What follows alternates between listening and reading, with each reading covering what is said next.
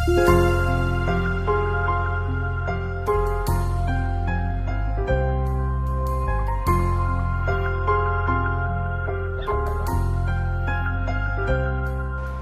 മിശിഹായിക്ക് സ്തുതിയായിരിക്കട്ടെ. ഈശോയിൽ പ്രിയമുള്ളവരെ, ഇന്ന് നമ്മൾ ആയിരിക്കുന്നത് അഭിവന്ദ്യമാർ ജോർജ് ഞർലക്കാട്ട് പിതാവിനോടൊപ്പമാണ്.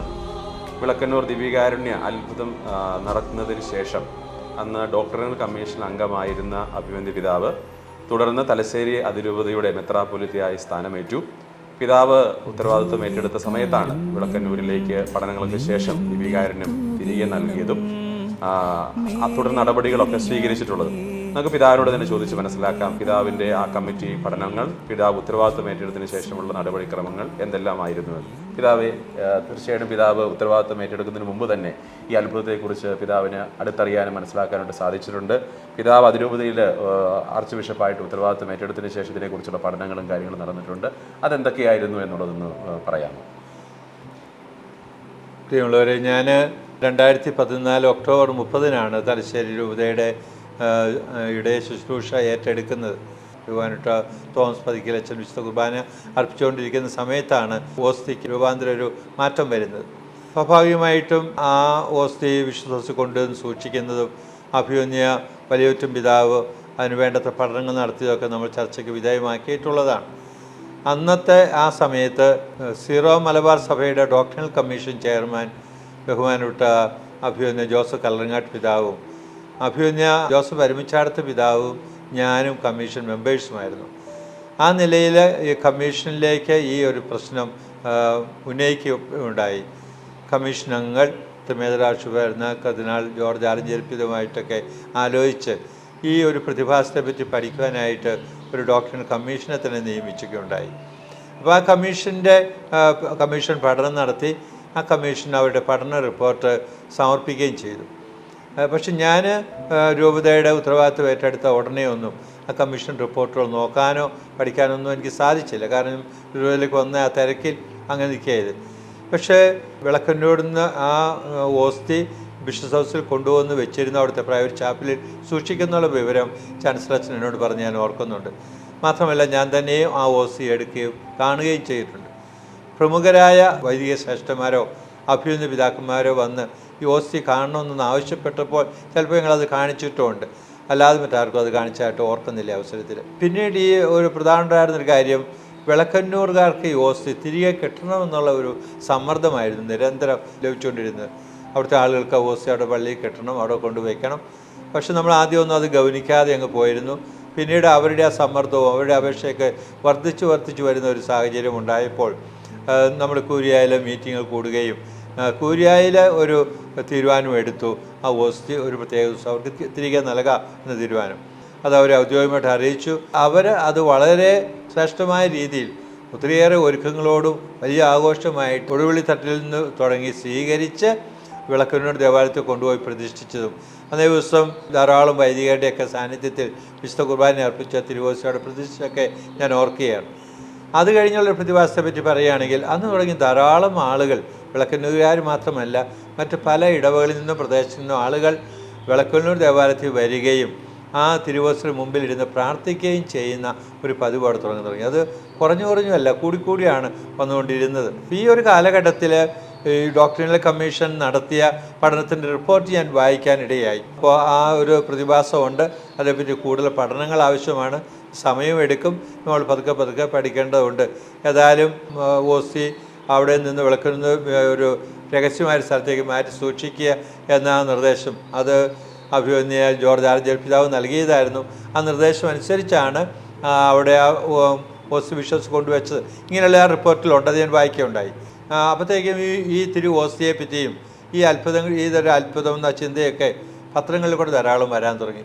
പ്രത്യേകിച്ച് നമ്മുടെ ഡൽഹി കേന്ദ്രീകൃതമായ ഇംഗ്ലീഷ് പത്രങ്ങളിൽ, വലിയ അവിടെയൊക്കെ വായിക്കപ്പെടുന്ന ചില ഇംഗ്ലീഷ് പത്രങ്ങളിലേക്ക് വാർത്തകൾ വന്നപ്പോൾ സ്വാഭാവികമായിട്ടും അതിൻ്റെ ക്ലിപ്പുകളൊക്കെ നുൻഷ്യയുടെ കയ്യിൽ എത്തിപ്പെടാനിടയായി. നുൻഷ്യ അതേപ്പറ്റി നമ്മളോട് വിശദീകരണം ചോദിച്ചിരുന്നു. അന്നത്തെ നുൻഷ്യോ ബറ്റിസ്റ്റ ഡി കോത്രോ ആയിരുന്നു. അദ്ദേഹം നമുക്ക് എഴുത്ത് അയക്കുകയും ഫോൺ വിളിക്കുകയൊക്കെ സംസാരിക്കുകയും ചെയ്തു. അപ്പോൾ വീണ്ടും നമ്മൾ അന്ന് വരെ നടന്ന കാര്യങ്ങളെ പറ്റിയുള്ള ഒരു റിപ്പോർട്ടും അദ്ദേഹത്തിന് കൊടുത്തിരുന്നു. ആ റിട്ടേൺ ആയിട്ട് തന്നെ കൊടുത്തിട്ടുണ്ട്. അതിലകത്ത് അഭിമന്യ ജോസഫ് പാമ്പ്ലാനി പിതാവ് ഇൻവോൾവ്ഡ് ആയിരുന്നു. ഞാൻ ഓർക്കുന്നുണ്ട് റിപ്പോർട്ട് തയ്യാറാക്കുന്നതിലും കൊടുക്കുന്നതിലൊക്കെ ആയിട്ട്. അതങ്ങനെ കുറച്ച് നാളങ്ങനെ മുന്നോട്ട് പോയി. ആ സമയത്ത് ആളുകളിങ്ങനെ ഭക്തിയിൽ വളർന്നു വരികയായിരുന്നു. അങ്ങനെ ഇരിക്കെ നുൻഷ്യോ വീണ്ടും നമ്മളെ അറിയിച്ചു റോമിൽ നിന്ന് വളരെ വിശദമായൊരു പഠനം ഇതേപ്പറ്റി നടത്തണമെന്ന് ആവശ്യപ്പെടുകയും ആ തിരുവോസ്തി നുൻഷ്യോയുടെ പക്കലേക്ക് ഏൽപ്പിക്കപ്പെടണമെന്ന് പറയുകയുണ്ടായി. അങ്ങനെ പറഞ്ഞപ്പോൾ വിളക്കന്നൂരുകാർക്ക് അത് വളരെ വിഷമമായിരുന്നു. അവരുടെ പള്ളിയിലിരിക്കുന്ന ആ തിരുവോസ്തി ധാരാളുകൾ വന്നുകൊണ്ടിരിക്കുന്നു, പെട്ടെന്ന് അത് എടുത്തു കൊടുത്താൽ പിന്നെ അത് ഒരിക്കലും തിരിച്ച് കിട്ടുകയില്ല, അങ്ങനെ ചിന്ത കൊടുക്കും. പക്ഷേ ഏതായാലും അന്ന് നമ്മൾ രൂപതാകാര്യത്തിനായാലും അത് കർശനമായിട്ട് നമ്മൾ നുൻഷ്യോ അങ്ങനെ പറഞ്ഞിരിക്കുന്ന സ്ഥിതിക്ക് നമ്മൾ കൊടുക്കേണ്ടതാണ്. അപ്പോൾ നുൻഷ്യോ ആ ഒരു കാലഘട്ടത്തിൽ ഞാൻ ഓർക്കുന്നു 20-ലോ 21-ലോ കണ്ടാണെന്ന് തോന്നുന്നു, നുൻഷ്യോ തന്നെയും നമ്മുടെ സെനഡ് നടക്കുന്ന അവസരത്തിൽ എറണാകുളത്ത് വരുന്നുണ്ടായിരുന്നു. അപ്പോൾ മുൻകൂട്ടി നുൻഷ്യോ എന്നോട് വ്യക്തിപരമായിട്ട് അറിയിച്ചിരുന്നു, ഞാൻ ഇന്ന സമയത്ത് എറണാകുളത്ത് വരുമ്പോൾ ആ ഓസ്തി കൊണ്ടുവരണം. ഞാൻ വ്യക്തിപരമായിട്ട് കൊണ്ടുവന്നില്ലെങ്കിലും വിളക്കിനോട് പറഞ്ഞ് അവരെ കൊണ്ടുവരിക്കണം എന്ന് പറഞ്ഞു, കൂടുതൽ പഠനത്തിന് വേണ്ടി ഓസ്തി കൊണ്ടുപോകാനായിട്ട്. അങ്ങനെ അന്ന് സെനഡ് നടക്കുന്ന ദിവസത്തിൽ നിശ്ചയിച്ചിരുന്ന സമയത്ത് വിളക്കിനോട് പോകാനായിട്ട് മാത്യു വേങ്ങക്കുന്നലച്ചനും കൈക്കാരന്മാരും എല്ലാവരും കൂടി വളരെ പവിത്രമായിട്ട് ആ ഓസ്തി എൻ്റെ കൈ കൊണ്ട് ഏൽപ്പിക്കുകയും ഞങ്ങളെല്ലാവരും കൂടെ കൊടുത്ത അന്നത്തെ നുൻഷ്യോ ആയിരുന്ന ഡി കോത്രയെ ഏൽപ്പിച്ചാൻ ഓർക്കുകയാണ്. അപ്പോൾ പിതാവ് ഞങ്ങളോട് പറയുകയുണ്ടായി, ഇതിപ്പോൾ ഒരു അത്ഭുതമാണോ ഇല്ല എന്നൊന്നും ഞാനൊന്നും പറയുന്നില്ല, പക്ഷേ ഇതേപ്പറ്റി വിശദമായ പഠനങ്ങൾ നടത്തേണ്ടതുണ്ട്. ഒരുപക്ഷെ നമ്മുടെ ഭാരതത്തിൽ തന്നെ ലാബിലെ നിരീക്ഷണങ്ങളും പരീക്ഷണങ്ങളുടെ വിധേയമാകേണ്ടി വരും. ഒരുപക്ഷെ നമുക്ക് ഇവിടെ നടത്താൻ പറ്റില്ലെങ്കിൽ അത് റോമിലേക്ക് കൊടുത്തയക്കേണ്ടി വരും. അങ്ങനെയാണ് ആ ഓസ്തി നുൻഷ്യോയുടെ കയ്യിലേക്ക് കൊടുക്കുന്നത്. എൻ്റെ ഇത്രയാണ് നടന്നത് എന്നുള്ള കാര്യം. ഓക്കെ സർ, താങ്ക് യു പിതാവേ. നമുക്കറിയാം വിശ്വാസത്തിൽ നിലനിൽക്കാനായിട്ട് നമുക്കറിയാം ഒരു അത്ഭുതങ്ങളും അടയാളങ്ങളും ആളുകൾ അന്വേഷിക്കാറുണ്ട്. നമുക്കറിയാം പഴയ നിയമകാലം തൊട്ടേ ആളുകൾ അടയാളങ്ങൾ ചോദിക്കുന്നു. ദൈവം എന്തുകൊണ്ടാണ് അത്ഭുതം പ്രവർത്തിക്കാത്തത്? നമ്മുടെ വ്യക്തി ജീവിതത്തിലാണെങ്കിലും ഒരു ദൈവാനുഭവം ഇല്ലെങ്കിൽ പലപ്പോഴും നമ്മൾ വിശ്വാസത്തെ വ്യതിചലിക്കാൻ സാധ്യതയുണ്ട്. അപ്പോൾ ഇപ്രകാരമുള്ള അത്ഭുതങ്ങളും അടയാളങ്ങളും അത് സംഭവിക്കുന്നത് തീർച്ചയായിട്ടും വിശ്വാസത്തിന് വളർച്ചയ്ക്ക് നല്ലതല്ലേ? അല്ലെങ്കിൽ എന്തുകൊണ്ടാണ് ഇങ്ങനെയുള്ള അടയാളങ്ങൾ സംഭവിക്കാൻ ദൈവം അനുവദിക്കുന്നത് എന്തുകൊണ്ടാണ്? വളരെ മനോഹരമായ ചോദ്യമാണ്, ആ സമയത്ത് ഗൗരവപ്പെട്ട ഒരു ചോദ്യം കൂടിയാണ്. നമുക്കറിയാം നമ്മൾ പഴയ നിയമ കാലഘട്ടത്തിലും ഈശോയുടെ കാലഘട്ടങ്ങളിൽ ധാരാളം അത്ഭുതങ്ങൾ നടക്കുന്നുണ്ട്. ഈശോ നമ്മുടെ കാനായിലെ കല്യാണ വിരുന്നിലെ അത്ഭുതത്തെപ്പറ്റി വേദപുസ്തകത്തിൽ നമ്മൾ വായിക്കുന്നു. ആ അത്ഭുതം കഴിഞ്ഞപ്പോൾ അങ്ങനെ അവൻ്റെ ശിഷ്യന്മാർ അവനിൽ വിശ്വസിച്ചെന്നാണ് പറഞ്ഞത്. അപ്പോൾ ആ അത്ഭുതം അപ്പോസ്തലന്മാരുടെ ഒരു വിശ്വാസത്തേക്ക് നയിക്കാൻ പര്യാപ്തമായി തീർന്നിട്ടുണ്ട്. അതേസമയത്ത് തന്നെ ഈശോ കുറ്റപ്പെടുത്തുന്നുണ്ട് അപ്പോസ്തലന്മാരെ, ആൾക്കാരെയൊക്കെ, നിങ്ങൾ അടയാളങ്ങളും അത്ഭുതങ്ങളും കണ്ടുകൊണ്ടല്ലേ എൻ്റെ പിന്നാലെ വരുന്നത്? അതിനേക്കാൾ വലിയ കാര്യം ഇവിടെ ഞാനുണ്ടല്ലോ, ഞാൻ പറയുന്ന കാര്യങ്ങൾ എന്നെ ശ്രദ്ധിക്കുന്നതിന് പകരം അടയാളം നോക്കിപ്പോയാൽ മതിയോ? യോഹന്നാൻ്റെ സുവിശേഷം 6-ാം അധ്യായത്തിൽ വിശുദ്ധ കുർബാനയെ പറ്റി പ്രതിപാദിക്കുന്ന ആ ഒരു അവസരത്തിൽ ഈശോ അത് സൂചിപ്പിക്കുന്നുണ്ട്. നമുക്കറിയാം നമ്മുടെ വിശ്വാസ ജീവിതത്തിൽ നമ്മൾ അടയാളങ്ങൾ കണ്ടുകൊണ്ട് മാത്രമല്ല വിശ്വസിക്കുന്നത്, അതിനേക്കാൾ ഉപരിയായിട്ട് ദൈവത്തിൻ്റെ കൃപ കൊണ്ട്, ദൈവം നമുക്ക് തന്നിരിക്കുന്ന ജ്ഞാനം കൊണ്ട് നമ്മൾ ദൈവിക രഹസ്യങ്ങൾ മനസ്സിലാക്കുന്നു, വിശ്വസിക്കുന്നു. ആ ഒരു വിശ്വാസം അതൊരു ദൈവിക ദാനമാണ്. നമുക്ക് ശരിക്കും പറഞ്ഞാൽ മാമോദീസയിലൂടെ നമ്മുടെ മാതാപിതാക്കളിലൂടെ സാഹചര്യങ്ങൾക്ക് നമുക്ക് കിട്ടിയ ദൈവകൃപ, ദൈവദാനമാണ്. പക്ഷേ ആ ദൈവദാനത്തെ, ആ വിശ്വാസം എന്ന ദാനത്തെ ബലപ്പെടുത്താനും കുറച്ചുകൂടിയൊക്കെ അതിനെ മനസ്സിലാക്കാനും അത്ഭുതങ്ങൾ ഉപകരിക്കുക തന്നെ ചെയ്യും. അത് ഈശോ ധാരാളം അത്ഭുതങ്ങൾ പ്രവർത്തിച്ചു. ഈശോയുടെ അത്ഭുതങ്ങൾ പ്രവർത്തിച്ചതിലൂടെ തന്നെ ഈശോയെ മഹത്വപ്പെടുത്തുന്ന ജനങ്ങൾ മഹത്വപ്പെടുത്തി, ഈശോയെ അറിയാൻ തുടങ്ങി. അന്ന് വരെ ഇവനത്തെ അച്ഛൻ്റെ മകനല്ലേ, മറിയല്ലേ ഇവൻ്റെ അമ്മ എന്ന് പറഞ്ഞിരുന്നവരിൽ ഈശോ ഇവനെപ്പോലെ ഒരാളുണ്ടായിട്ടില്ല, വലിയവനാണെന്ന ചിന്തയിലേക്ക് കൊണ്ടുവരാൻ അത്ഭുതങ്ങൾ ഉപകരിക്കുകയുണ്ടായി. അപ്പോൾ അത്ഭുതങ്ങൾ അനിവാര്യമാണോ എന്ന് ചോദിച്ചാൽ അനിവാര്യമാണെന്ന് പറയാൻ പറ്റിയില്ല. പക്ഷേ അത്ഭുതങ്ങൾ നമ്മുടെ വിശ്വാസം വളർത്തുന്നതിന് തീർച്ചയായിട്ടും സഹായിക്കുക തന്നെ ചെയ്യും. അതുകൊണ്ട് തന്നെ അത്ഭുതങ്ങൾ ദൈവം അനുവദിക്കുന്നുണ്ട്. അപ്പോൾ അത്ഭുതങ്ങൾ നടക്കുമ്പോഴും അതൊരു മനുഷ്യൻ്റെ കഴിവുകൊണ്ട് നടക്കുന്ന അത്ഭുതമല്ല. ഇപ്പോൾ രോഗസൗഖ്യമായാലും മറ്റ് അത്ഭുതങ്ങളൊക്കെ ആയാലും അത് ദൈവത്തിൻ്റെ പ്രത്യേകമായ കൃപ കൊണ്ടാണെന്ന് പറയും. ആരും എൻ്റെ വ്യക്തിത്വം കൊണ്ടോ എൻ്റെ കഴിവ് കൊണ്ടോ ഒരു അത്ഭുതം നടന്നെന്ന് പറയുന്നില്ല. ദൈവിക മനുഷ്യരൊക്കെ പറയുന്നത് അത് ദൈവത്തിൻ്റെ പ്രത്യേകമായ കൃപയിൽ നടന്നു, നമ്മുടെ എല്ലാവരുടെയും പ്രാർത്ഥനകളെന്ന് പറയും. നമ്മൾ മർക്കോസിൻ്റെ സുവിശേഷം വായിക്കുമ്പോൾ ഏറ്റവും ഒടുവിൽ പറയുന്നുണ്ട്, അപ്പോസ്തലന്മാർ ലോകം മുഴുവൻ പോയി സുവിശേഷം പ്രസംഗിച്ചു. കർത്താവാകട്ടെ അത്ഭുതങ്ങളിലൂടെയും അടയാളങ്ങളുടെയും അവരുടെ വചനത്തെ സ്ഥിരീകരിച്ചു എന്ന് പറയുന്നുണ്ട്. അപ്പോൾ നമ്മുടെ പഠനങ്ങൾ, നമ്മുടെ പ്രബോധനങ്ങൾ, നമ്മുടെ വിശ്വാസമൊക്കെ സ്ഥിരീകരിക്കാൻ അത്ഭുതത്തിന് കഴിയും.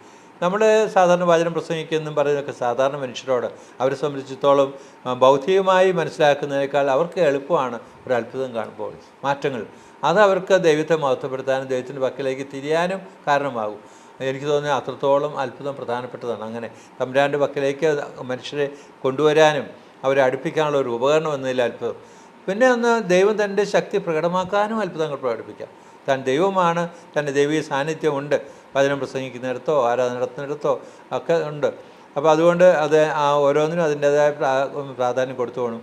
പക്ഷേ സഭയെ സംബന്ധിച്ചിടത്തോളം പ്രബോധനവും ആരാധനകളും അല്ലെങ്കിൽ വിശദീകരണ കർമ്മങ്ങളും ഒക്കെയാണ് കൂടുതൽ പ്രാധാന്യം. അതിൻ്റെ സമയത്ത് അത്ഭുതങ്ങൾ നടക്കാൻ സാധ്യതയുണ്ട്. നമുക്ക് നിഷേധിക്കാൻ പറ്റില്ല. കാരണം കർത്താവിന് അസാധ്യമായിട്ടൊന്നുമില്ല. കർത്താവായ ഈശോ ഇന്നലെ ഇന്നും എന്നും അനന്യനാണെന്ന എബ്രായ വചനം നമുക്കറിയാം. അപ്പോൾ അതുകൊണ്ട് ഈശോ അത്ഭുതങ്ങൾ പ്രവർത്തിക്കുന്നില്ല, ഇപ്പോഴും ഞാനിത് ചെയ്തുകൊണ്ടായിരിക്കുന്നത്. അത് അസാധ്യമല്ല, സാധ്യമാണ്. സഭ അത് അനുവദിക്കുന്നുമുണ്ട്. അതിലൂടെ ദൈവം മഹത്വപ്പെടുന്നതിന് അത് ഉപകരണമായി തീരും. അതാണ് എനിക്കതേപ്പറ്റി പറയാം. Yes, thank you. തീർച്ചയായിട്ടും നമ്മുടെയൊക്കെ വ്യക്തി ജീവിതത്തിൽ നമുക്കറിയാം, നമ്മൾ വചനപ്രഘോഷങ്ങൾ കേൾക്കാറുണ്ട്. അതോടൊപ്പം തന്നെ പ്രാർത്ഥനകളിലും അതോടൊപ്പം തന്നെ ഭക്താഭ്യാസങ്ങളിലും പങ്കുചേരാറുണ്ട്.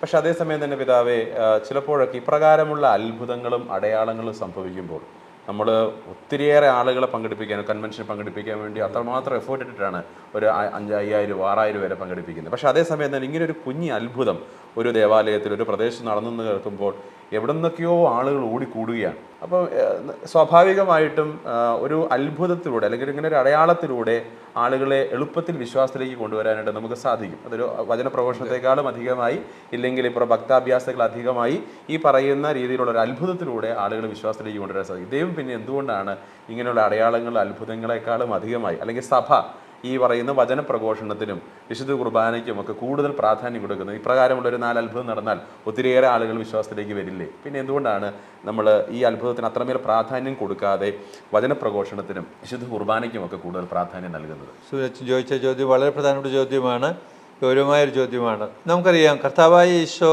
അപ്പോസ്തലന്മാരോട് പറയുന്നത്, നിങ്ങൾ ലോകം മുഴുവൻ പോയി എൻ്റെ സുവിശേഷം അറിയിക്കുവിനെന്നാണ് പറഞ്ഞത്. അതാണ് അവിടുത്തെ ഏറ്റവും വലിയ കൽപ്പന. സുവിശേഷം അറിയിക്കുവിൻ, വിശ്വസിക്കുന്നവർക്ക് സ്നാനം നൽകുവിൻ, ശിക്ഷപ്പെടുത്തുവിൻ എന്നൊക്കെ പറയുന്നു. അപ്പോൾ കർത്താവിൻ്റെ ആ ദൗത്യം അതാണ് പ്രധാനമായിട്ടും. ദൈവരാജ്യം സ്ഥാപിക്കാനായിട്ടാണ് ഈശോ ഭൂമിയിലേക്ക് വന്നത്. ആ ദൈവരാജ്യം കർത്താവായ ഈശോ തൻ്റെ ജീവിതം മുഴുവനിലൂടെ സ്ഥാപിച്ചെന്നാണ് നമ്മൾ പറയുന്നത്. അവിടുത്തെ മനുഷ്യാവതാരം തുടങ്ങി സ്വർഗാരോഹണം വരെയുള്ള ആ ജീവിത രഹസ്യങ്ങളിലൂടെയാണ്. അതിൽ ചിലതിന് കൂടുതൽ പ്രാധാന്യമുണ്ട്, ചിലതിന് കുറച്ച് പ്രാധാന്യവും. പക്ഷേ ആ ജീവിത രഹസ്യം മുഴുവനിലൂടെ, അതിപ്പോൾ പൗലോസ് പറയും ക്രൈസ്റ്റ് ഇവൻ്റ്, ആ ക്രിസ്തു രഹസ്യത്തിലൂടെയാണ് ഇതെല്ലാം നടക്കുന്നത്. അപ്പോൾ ഈശോ തുടങ്ങി വെച്ച ആ ദൈവരാജ്യത്തെ അതിൻ്റെ പൂർണ്ണതയിൽ എത്തിക്കുക എന്നുള്ളതാണ് സഭയുടെ ദൗത്യം. അപ്പോൾ അതിനായിട്ട് സഭ ചെയ്തുകൊണ്ടിരിക്കുന്നു, അല്ലെങ്കിൽ സഭ ഏറ്റെടുത്തിരിക്കുന്ന ദൗത്യങ്ങൾ അറിയുമ്പോഴാണ് എവിടെയാണ് ഈ അത്ഭുതങ്ങളൊക്കെ വരുന്നത് നമുക്ക് മനസ്സിലാക്കാൻ സാധിക്കുക. അതിലേറ്റവും പ്രധാനമായിട്ട് സഭ ചെയ്യുന്നത് പ്രീച്ചിങ് തന്നെയാണ്. Proclamation of the word of God. നമ്മൾ കെരിഗ്മ എന്നൊക്കെ പറയും, അല്ലെങ്കിൽ എവാഞ്ചലൈസേഷൻ എന്ന വാക്ക് ഇപ്പോൾ ധാരാളം ഉപയോഗിക്കുന്നു. അപ്പോൾ സുവിശേഷം അറിയിക്കുക സഭയുടെ ഏറ്റവും വലിയ ദൗത്യമാണ്. അത് കഴിഞ്ഞിട്ട് ബാക്കിയുള്ളതെല്ലാം വരുന്നുള്ളൂ. ഒരു വൈദികനെ അഭിഷേകം ചെയ്യുമ്പോഴായാലും മെത്രാനെ അഭിഷേകം ചെയ്യുമ്പോഴൊക്കെ കൊടുക്കുന്നത് സുവിശേഷമാണല്ലോ. അപ്പോൾ അതാണ് ദൗത്യം. അപ്പോൾ അതിനകത്ത് എവഞ്ചലൈസേഷൻ വരുന്നു, കാറ്റഗൈസിസ് വരുന്നു, അതിനകത്ത് പ്രീച്ചിങ് ഉണ്ട്, റിട്രീറ്റ് ഉണ്ട്, കൺവെൻഷനുണ്ട്, ടീച്ചിങ്, ഇങ്ങനെയുള്ള കാര്യങ്ങളെല്ലാം അതിനകത്ത് വരും. ഒപ്പം നമുക്കറിയാം വിവിധങ്ങളായ മിനിസ്ട്രികളിൽ സഭ എൻഗേജ്ഡാണ്. ധാരാളം മിനിസ്ട്രികൾ ചെയ്തു, ശുശ്രൂഷകൾ ചെയ്യുന്നു, ധാരാളമുണ്ട്. ആതുര രംഗത്ത്, സാമൂഹ്യ രംഗത്ത്, വികസനപരമായ രംഗങ്ങളിൽ, വിദ്യാഭ്യാസ രംഗത്ത്, ആരോഗ്യ രംഗത്തൊക്കെ ശുശ്രൂഷകൾ. ആ ശുശ്രൂഷകളിലൂടെയും ദൈവരാജ്യ സംസ്ഥാപനം നടക്കുകയാണ്. അവിടെയും അത്ഭുതങ്ങൾ നടക്കുന്നുണ്ട്. നമ്മുടെ വൈദികരും സിസ്റ്റേഴ്സും അൽമാരൊക്കെ നല്ല ശുശ്രൂഷ ചെയ്യുന്നതിലൂടെ ദൈവം മഹത്വപ്പെടുന്നുണ്ട്. അനേകർ നമ്മുടെ സിസ്റ്റർമാരെയും അച്ഛന്മാരെയും സാധാരണക്കാരുടെയൊക്കെ ശുശ്രൂഷ കണ്ടിട്ട് നിങ്ങൾ എന്താണ് ഇതിന് പ്രേരിപ്പിക്കുന്നത്, ആരാണ്? അപ്പോൾ ദൈവിക ശക്തി, ദൈവത്തിൻ്റെ സ്നേഹമാണെന്ന് അറിയുമ്പോൾ ദൈവത്തിൻ്റെ പക്കലേക്ക് അടുക്കുന്നുണ്ട്. അതും അത്ഭുതം തന്നെയാണ്. ശരിക്കും സാധാരണ പറയുന്ന അത്ഭുതം അല്ലെങ്കിൽ പോലും. ഒപ്പം നമുക്കറിയാം നമ്മുടെ ആരാധനക്രമമാണ്. ആരാധനക്രമത്തിലൂടെ ദൈവരാജ്യത്തെ നമ്മൾ പ്രഘോഷിക്കുക ചെയ്യുന്നത്. നമ്മുടെ പ്രാർത്ഥനകൾ, നമ്മുടെ ആരാധനകൾ, സർവോപരി വിശുദ്ധ കുർബാന, മറ്റു കൂദാശകൾ, കൂദാശ അനുകരണങ്ങൾ, ഇതിലൂടെ എല്ലാമായിട്ട് ദൈവരാജ്യ സംസ്ഥാപനത്തിന് നമ്മൾ തയ്യാറെടുക്കുകയാണ് ചെയ്തുകൊണ്ടിരിക്കുക ശുശ്രൂഷ. ഒപ്പം നമുക്കറിയാം ജീവിത സാക്ഷ്യമാണ്, അനേകം ജീവിത സാക്ഷ്യമുണ്ട്, വിറ്റ്നസ് ആണ്. അതും വലിയൊരു അത്ഭുതം തന്നെ വിറ്റ്നസ്സിലൂടെ. അപ്പോൾ ഇങ്ങനെയൊക്കെ നടക്കുമ്പോൾ നമ്മളതിൻ്റെ പ്രാധാന്യം സുവിശേഷം അറിയിക്കുന്നതിനാണ് ഏറ്റവും പ്രാധാന്യമുള്ളത്. അതുകൊണ്ട് സഭ ഒരിക്കലും അതിൽ നിന്ന് പുറകോട്ട് പോകില്ല. സുവിശേഷം അറിയിക്കുന്ന അവസരത്തിൽ വചന പ്രഘോഷണ വേളയിൽ അത്ഭുതങ്ങൾ നടക്കാം. കാരണം കർത്താവിൻ്റെ വചനമാണല്ലോ. കർത്താവിൻ്റെ വചനം ഒരിക്കലും പരാജയപ്പെടുകയില്ല. അത് സജീവമാണ്, ഊർജ്ജസ്വലമാണ്. അത് ഇരുതല വാളിനേക്കാൾ മുറിച്ച് നമുക്കറിയാം. ആ വചനം സ്പർശിക്കുന്നു, അവിടെ കർത്താവ് ഇടപെടുന്നു, അത്ഭുതങ്ങൾ നടക്കുന്നുണ്ട്. അപ്പോൾ അത്ഭുതങ്ങൾ നടക്കുന്നതിലൂടെ വചനം സ്ഥിരീകരിക്കപ്പെടുകയാണ്, വചനം കേൾക്കാനുള്ള താല്പര്യം മനുഷ്യർക്കുണ്ടാകുന്നു, ഒപ്പം ദൈവം മഹത്വപ്പെടുകയാണ് ചെയ്യുന്നത്. പക്ഷെ നമ്മുടെ സാധാരണ മനുഷ്യരെ സംബന്ധിച്ചിടത്തോളം അവർക്ക് വചനമൊക്കെ കേട്ട് പ്രാർത്ഥിച്ച് സൗഖ്യം കിട്ടുന്നതിനേക്കാൾ അവർ ആഗ്രഹിക്കുന്ന എളുപ്പം ഒരു അത്ഭുതത്തിലൂടെ സൗഖ്യം കിട്ടുന്ന കാര്യം. ഒരു അത്ഭുതം ഉണ്ടായാൽ ബാക്കി എല്ലാവരും മറക്കും. അല്ലെങ്കിൽ പെട്ടെന്ന് ആളുകൾ തമ്പുരാൻ്റെ പക്കലേക്ക് ഓടിക്കൂടുന്ന് കാണാൻ കഴിയും.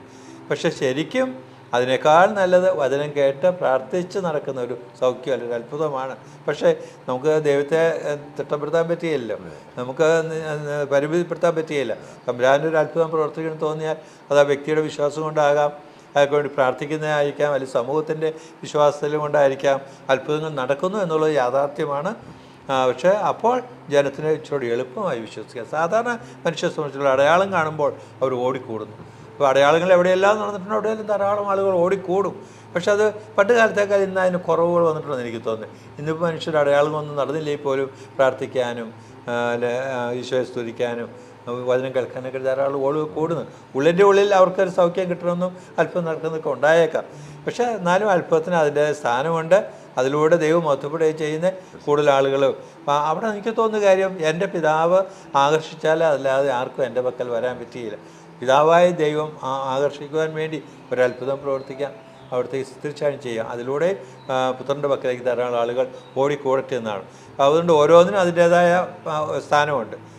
വചനപ്രഘോഷണം, വിശദീകരണ കർമ്മങ്ങൾ, അതിനൊക്കെ മാറ്റം കൂട്ടുന്ന വിധത്തിൽ ദൈവിക സാന്നിധ്യം പ്രകടമാകാൻ വേണ്ടി അത്ഭുതവും ദൈവം അനുവദിക്കുന്നു. പക്ഷേ പ്രാധാന്യം അത്ഭുതത്തിന് മാത്രമല്ല, അതിനേക്കാൾ ഉപരിയായി മറ്റുള്ളവയ്ക്കാണ് പ്രാധാന്യം. പക്ഷെ അത് ഒരു അത്ഭുതത്തിലേക്ക് നയിക്കുന്നത് നമുക്ക് സന്തോഷിക്കാം, ദൈവത്തെ മഹത്വപ്പെടുത്താൻ നന്ദി പറയാം. പക്ഷേ അത്ഭുതങ്ങൾ പെട്ടെന്ന് സഭയങ്ങ് പ്രവർത്തിക്കാൻ പാടില്ലെന്ന് ചോദിച്ചാൽ നടക്കുന്ന അടയാളങ്ങളെല്ലാം അത്ഭുതമാണെന്ന് നമുക്ക് പറയാൻ പറ്റുകയില്ല. അത് ദീർഘനാളത്തെ പഠനം വേണം. ഇപ്പം നമുക്ക് 2013 നടന്ന ഈ ഒരു ദിവികാരുണ്യ ഈ രൂപഭാവം സ്ഥിരീകരിച്ചു വരുന്നത് 2025 അപ്പോൾ എത്ര വർഷം എടുത്ത്? 12 വർഷം എടുത്തു. 12 വർഷം എടുത്തപ്പോഴാണ് നടന്നത്. അതുപോലെ പരിശുദ്ധ അമ്മയുടെ ദർശനങ്ങൾ ലോകത്തെ പലയിടത്തും നടന്നിട്ടുണ്ട്. ഞാൻ വായിച്ച കേട്ടനുസരിച്ച് 250 പരം ദർശനങ്ങൾ നടന്നിട്ടുണ്ട്. പക്ഷേ സഭ അംഗീകരിക്കുന്ന 6-7 ഇപ്പോഴും അംഗീകരിച്ചിട്ടുള്ളൂ. ദീർഘനാൾ എടുത്ത് പഠിച്ചാണ് സഭ അത്ഭുതങ്ങളെ സ്ഥിരീകരിക്കുന്നത്. അതുകൊണ്ട് തെരുതേറെ അത്ഭുതങ്ങൾ ഉണ്ടാകാൻ പാടില്ലേ എന്ന് ചോദിച്ചാൽ അത് നമ്മുടെ ബുദ്ധിയിൽ വരുന്ന ചിന്തയാണ്. സഭ വേണ്ടത്ര ചിന്തിച്ചും ആലോചിച്ചും പഠിച്ചും നിരീക്ഷണം നടത്തി കഴിഞ്ഞിട്ടേ അത് പ്രഖ്യാപിക്കുകയുള്ളുന്ന കാര്യമാണ്. അതുകൊണ്ട് വേണ്ട സമയത്ത് സഭ തീരുമാനം എടുക്കും. അപ്പോൾ നമ്മളത് അംഗീകരിക്കുന്നു. എന്നാൽ നിരന്തരമായിട്ട് വചനപ്രഘോഷണവും പ്രാർത്ഥന ഇത് നമുക്ക് മുടക്കാതെ മുന്നോട്ട് കൊണ്ടുപോകണം. അത് പ്രധാനപ്പെട്ട കാര്യമാണ് എനിക്ക് തോന്നുന്നു. പിതാവ് സൂചിപ്പിച്ചതുപോലെ ശിഷ്യന്മാർ ലോകമെങ്ങും വചനം പ്രഘോഷിച്ചു, അത്ഭുതങ്ങളും അടയാളം കൊണ്ട് അത് സ്ഥിരീകരിച്ചു എന്ന് പറയുകയാണ്. പ്രിയമുള്ളവർ, തീർച്ചയായിട്ടും നമുക്കറിയാം നമ്മുടെ അടിസ്ഥാനം എന്ന് പറയുന്നത് ഈ വിശ്വാസമാണ്. വിശ്വാസത്തെ വചനത്തിലൂടെ നമ്മൾ ബലപ്പെടുത്താറുണ്ട്, പ്രാർത്ഥനയിലൂടെ ബലപ്പെടുത്താറുണ്ട്. അതിനെ കൂടുതൽ സ്ഥിരീകരിക്കുന്നതാണ് ഇപ്രകാരമുള്ള അടയാളങ്ങളും അത്ഭുതങ്ങളും.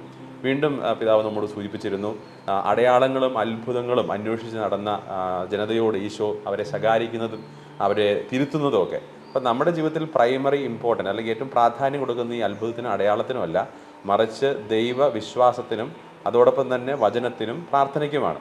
ഇപ്രകാരമുള്ള നമ്മുടെ വിശ്വാസ ജീവിതത്തിന്, ഇപ്രകാരമുള്ള നമ്മുടെ മുന്നോട്ടുള്ള ദൈവിക യാത്രയിൽ നമ്മളെ സ്ഥിരപ്പെടുത്താനും നമ്മളെ ബലപ്പെടുത്താനുമുള്ള കാര്യമാണ് ഇപ്രകാരമുള്ള അടയാളങ്ങൾ എന്ന് നമുക്ക് മനസ്സിലാക്കാം.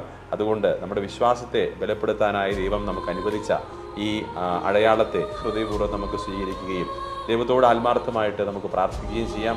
അങ്ങനെ എല്ലാവരും ക്രിസ്തു വിശ്വാസത്തിലേക്ക്, ദൈവവിശ്വാസത്തിലേക്ക് കടന്നു വരാനായിട്ട് നമുക്ക് പ്രാർത്ഥിക്കുകയും ചെയ്യാം. പിതാവിന് ഒത്തിരിയേറെ നന്ദി അറിയിക്കുന്നു. Thank you.